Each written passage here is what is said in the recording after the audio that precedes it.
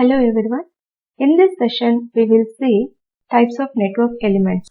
What is meant by active and passive elements, bilateral and unilateral elements, linear and non-linear elements, lumped and distributed elements. First, we will discuss about active and passive elements. Active elements are nothing but the energy sources which are capable of delivering power to some external devices are called active elements. What is the meaning of some external devices? Usually these are loads. Okay. The example for the active elements or the active sources are voltage source and the current sources. Now let us see the passive elements. Passive elements are not the sources, which means that they are not capable of delivering energy. They are just capable of receiving the power from the energy sources.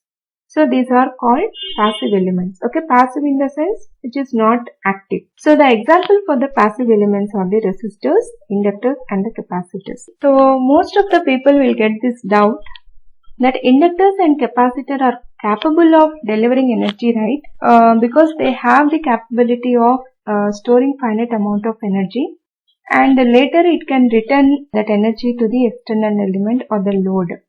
More specifically, you can say that an active element is capable of delivering an average power greater than 0 to some external device.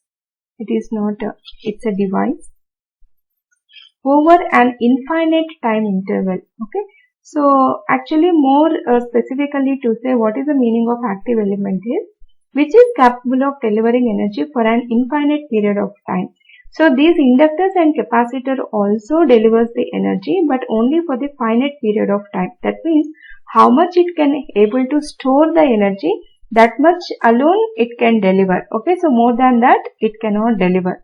So that is why the inductors and capacitor will not fall into the category of active elements. They are passive elements only. Another definition for the passive element is like it's not capable of delivering an average power over an infinite period of time. So due to this reason, L and C will be under passive elements. What is the meaning of bilateral and unilateral elements? So most of the definitions will be started with these kind of terms like in a bilateral network. So people should know what is the meaning of bilateral. In bilateral element, the voltage current relation is the same for the current flowing in either direction. Okay. What is that meaning is, if you take the resistive element, you just take the current flow in this direction or the current flow in this direction, the voltage and current relations will not change. Okay, so if you observe the characteristics of this, the resistive element, so these characteristics will not change because of these, current directions.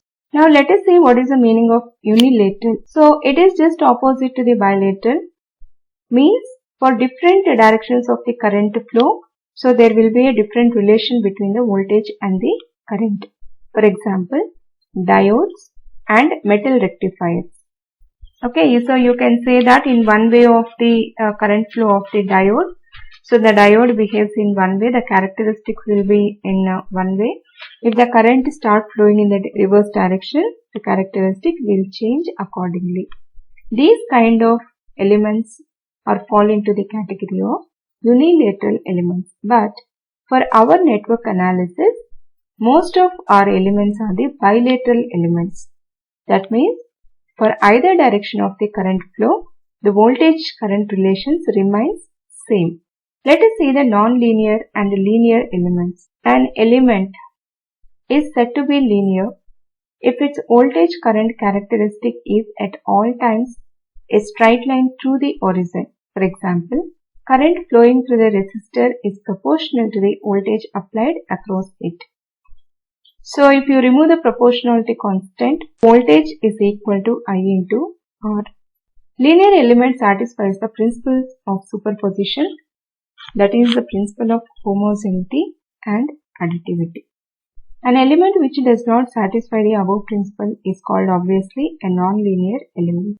Now let us see what is the meaning of lumped and the distributed elements. Lumped elements are small in size and they are separable from the network. In general, the elements considered when their size is very small compared to the wavelength of the applied signal. Distributed elements are those which are not electrically separable. Okay, so for example, transmission lines. If you take the transmission lines, RLC values will be spread across the transmission lines. So it cannot be separable. Those kind of elements will be called as a distributed network. So that means these RLC values will be distributed over the length of the line.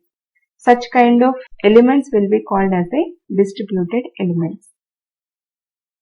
Thank you.